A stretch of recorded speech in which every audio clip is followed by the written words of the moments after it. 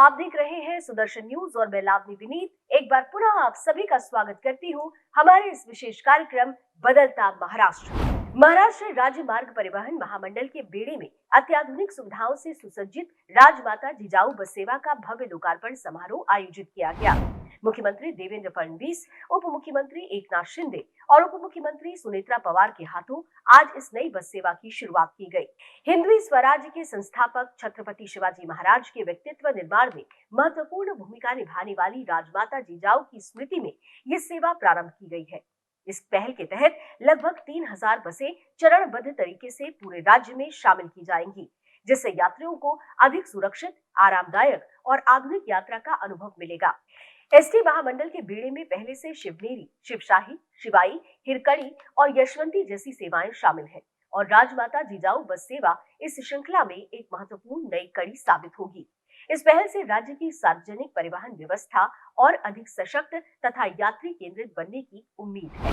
महाराष्ट्र सरकार द्वारा किसानों के कल्याण के लिए चलाई जा रही नमो शेतकरी महासम्मान निधि योजना के अंतर्गत एक महत्वपूर्ण चरण पूरा कर लिया गया है। राज्य के मुख्यमंत्री देवेंद्र फडणवीस, उप मुख्यमंत्री एकनाथ शिंदे और उप मुख्यमंत्री सुनेत्रा अजित पवार के करकमलों द्वारा योजना की 8वीं किस्त का वितरण किया गया। इस अवसर पर राज्य के 89,75,298 किसानों के खातों में कुल 1,798 करोड़ 78,24,000 रुपयों की राशि सीधे हस्तांतरित की गई।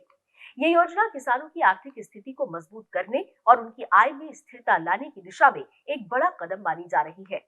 सरकार का कहना है कि इस योजना के माध्यम से बलिराजा यानी किसानों के जीवन में समृद्धि लाने का प्रयास लगातार जारी है, जिससे ग्रामीण अर्थव्यवस्था को भी मजबूती मिलेगी।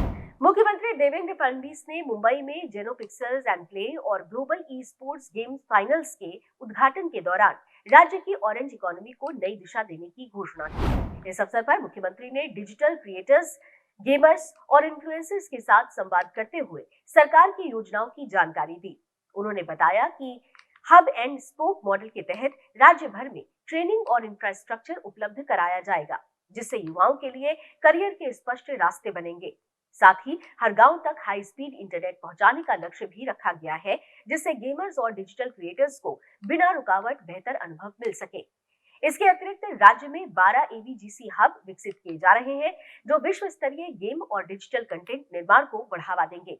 नवी मुंबई एयरपोर्ट के पास 50 एकड़ जमीन पर एक अत्याधुनिक कॉम्प्लेक्स भी बनाया जाएगा, जहां ई स्पोर्ट्स, कंटेंट क्रिएशन और उससे जुड़ी सभी सुविधाएं एक ही जगह उपलब्ध होंगी। आने वाले दिनों में एक बहुत बड़ा एम्प्लॉयमेंट देने वाला भी ये सेक्टर होने वाला है। उसी के चलते हम लोग एक बहुत बड़ी ट्रेन मैन पावर इसमें खड़े करना चाहते हैं और मैं ऐसा मानता हूं कि अब ये समय भी आ गया है कि हम लोग इसको बिल्कुल हमारी स्कूल एजुकेशन से शुरू करें। शहर में स्वास्थ्य सुविधाओं को नई दिशा देते हुए नागपुर में Gangadhar Rao Fadnavis memorial diagnostic centre का भव्य लोकार्पण किया गया। इस अवसर पर मुख्यमंत्री देवेंद्र फडणवीस के साथ कई गणमान्य व्यक्ति भी उपस्थित रहे। यह अत्याधुनिक केंद्र श्री सिद्धिविनायक सेवा फाउंडेशन द्वारा निर्मित किया गया है, जिसका उद्देश्य आम जनता को सस्ती और गुणवत्तापूर्ण स्वास्थ्य जांच सुविधा उपलब्ध कराना है, जिससे नागरिकों को कम दरों में उच्च स्तरीय स्वास्थ्य सेवाएं मिलेंगी।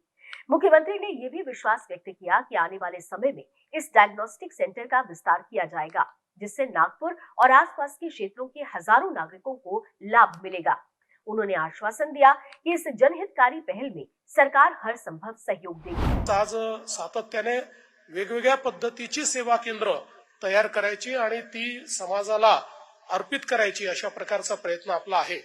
आज राज्य सरकारच्या माध्यमातूनही आमचा प्रयत्न आहे की सर्वांना अतिशय किफायतशीर आणि ज्याला आपण असं म्हणू शकतो की शक्यतोवर मोफत अशा प्रकारचा उपचार हा मिळवून द्यायचा।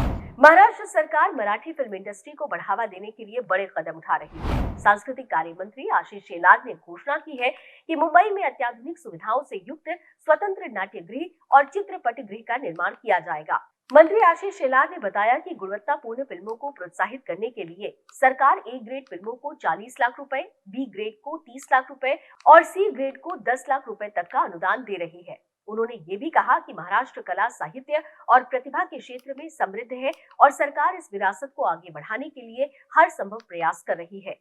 सरकार द्वारा शूटिंग सुविधाओं, परमिशन प्रक्रिया को आसान बनाने, कौशल विकास और प्रशिक्षण जैसे कई कदम भी उठाए जा रहे हैं, जिससे मराठी फिल्म इंडस्ट्री को नई दिशा और मजबूती मिल सके। हमारे आज के इस विशेष कार्यक्रम बदलता महाराष्ट्र में केवल इतना ही। देश विदेश के अन्य समाचारों के लिए आप देखते रहिए सुदर्शन न्यूज और लावनी विनीत को दीजिए अनुमति। जय महाराष्ट्र, जय हिंद।